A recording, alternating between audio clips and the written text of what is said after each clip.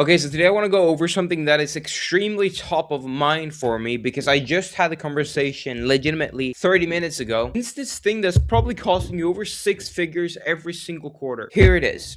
You have probably booked the appointment. You're probably currently booking multiple appointments, right? And then the prospect shows up. The call went well, whether that came from a seminar, a lead vendor, you putting on an event at a college, right? Whatever they did, right? They showed up to an appointment and it went well, right? They nodded, they asked good questions, and they said, hey, this is what I'm looking for. I want to work with you. And at the end of the call, they say, let me think about it. And you never hear from them again. Now, about 87% of advisors' deals don't die on the call. They die in the silence that happens after the call. I've spent the last 2 years building acquisition ecosystems for RIA firms and independent advisors across the country. We're currently spending tens of thousands of dollars on ads every single month. Real money, real campaigns, real data, and the learnings that I've pulled from that spend is exactly what I'm about to share with you.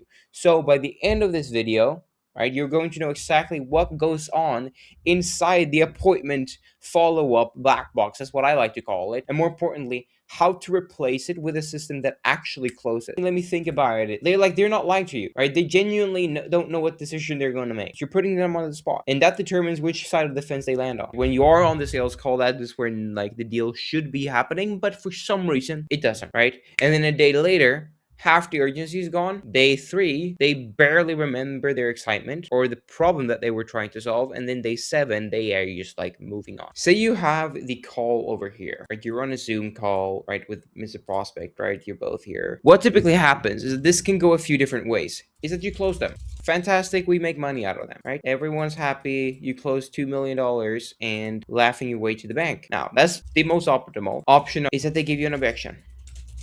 They don't close. This is where it gets interesting, because this thing right here can take a few different forms, and ultimately it's always them giving you some type of objection, right?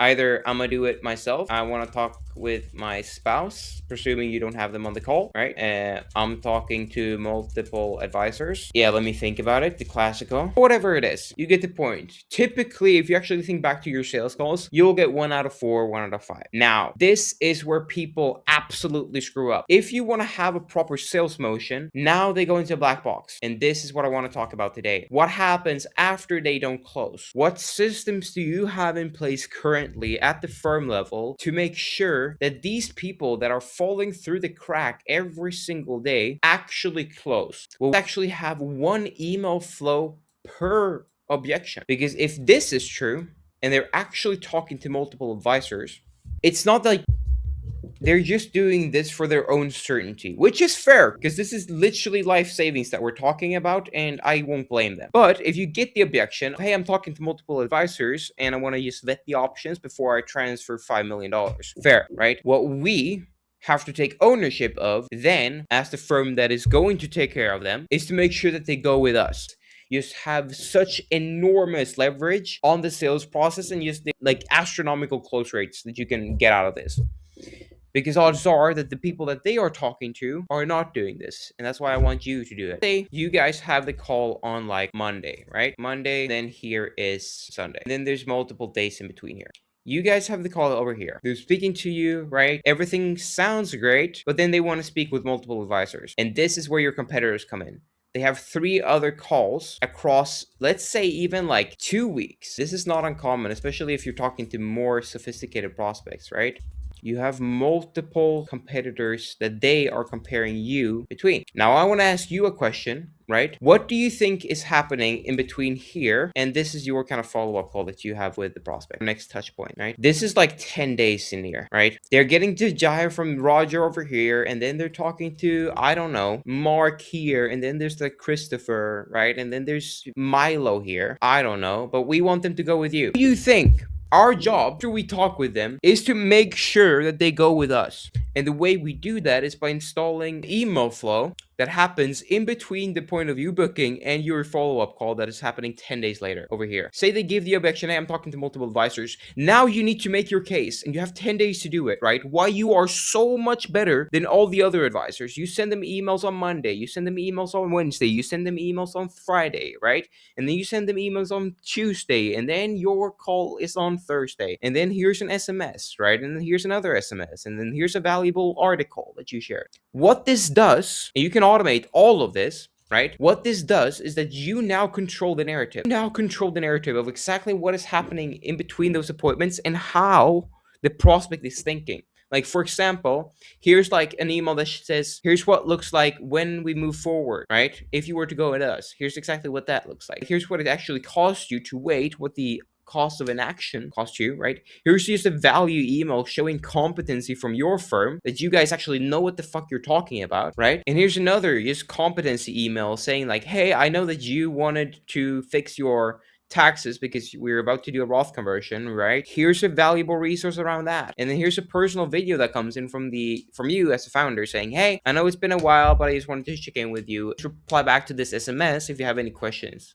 Now, this guy is not doing that. And this guy is not doing that. And this guy's not doing that either, right? Because you are better than your competitors if you're actually doing this. So when it comes down to make a decision over here, who do you think the prospect evaluates? Well, it's the guy that has been constantly in their inbox throughout this entire 10-day period, just giving a shit ton of value, because this guy is not relevant anymore. This guy is not relevant anymore. They don't even remember them because that's like a week ago. I don't remember what I had for dinner last week, right? This guy is 2 days out, and maybe you're competing against this guy, right? But he's just had one call to show why he's superior, right? And you've had 10 days to just combat this objection to multiple advisor and just ultimately tell them exactly why you are the superior choice, right? And if they don't close here, you just put them in what's called the 90-day nurture. And this is essentially like determines whether people say no right now or become clients down the road. Because you have had seminar prospect that showed up a long time ago, like 3 months, 6 months ago, that might have closed, but you're just not following up with them.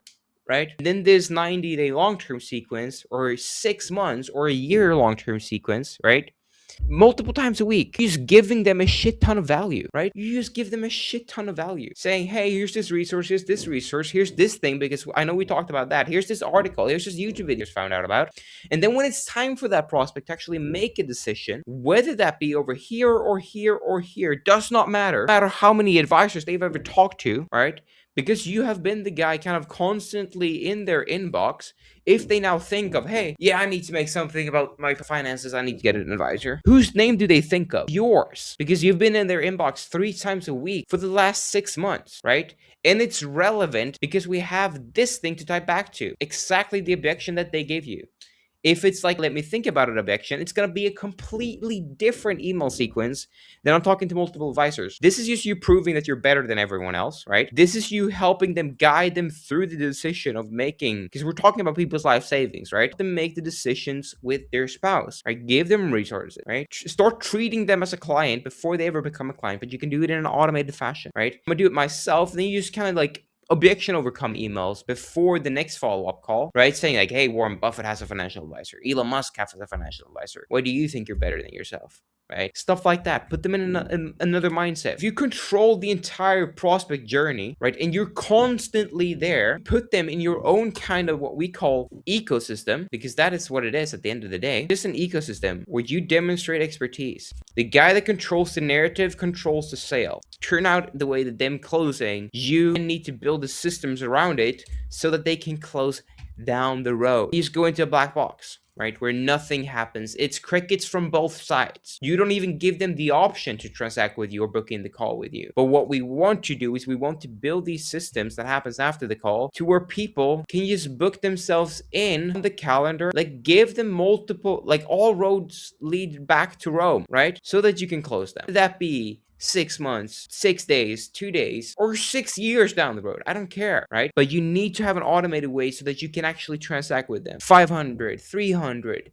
700 names just sitting there in your CRM, people that you've previously spoken to or in some way have interacted with you, and you don't give them an option to book in and close. They think Do you sincerely think that they will dig through their email inbox 4 months ago, find your latest email, then search up your website, then try to find their way onto your account? No. You need to give them the lead. Like, it's the reason why Amazon have a one-click purchase button. Because it makes it easy for the customer to transact. Makes it effortless. And what you're doing probably is just like not helping them make the transaction happen. And if you control the entire ecosystem, not only on the marketing side over here, right, before they even hop on the call, but after the call, whether you get the leads from a lead vendor, seminars, referrals, whatever it is, sales motion have to have an ecosystem around it as well. And that is what I see missing in 98% of practices. You use client extra because of this, pay for itself 50 times over if you so choose to implement it with me. Now, this is just one part of like a 20-step system that we need to build out to actually fix this, because you are not fulfillment constrained, or most likely either conversion constrained or traffic constraint. If you have white space on the calendar, there's a problem, right? And people are just going into the ether. You also have a conversion problem, because I bet you that you can take on 3 more clients a month. Let's just fix that, the front end.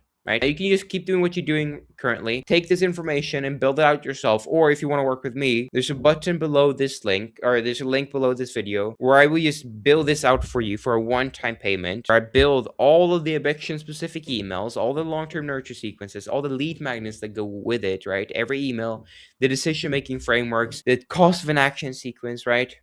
Custom to your practice, to your offer, to your voice, build your ecosystem. And I think it's going to be like $5,000 to build it out. And if you've spoken with 100 clients total over the last 2 years, you're just rebooking 3 of them with an email blast, and then you closing 1 out of those 3, I'll pay for myself pretty quickly. Now, that's it. I just wanted to share this concept with you, because I've just heard so many people not have this in place, and it just baffles me. So go out there, make some money, implement it yourself, or click the button below this video to book in the call and work with me directly, and we will scale the living crap out of your practice. Till time, I am out.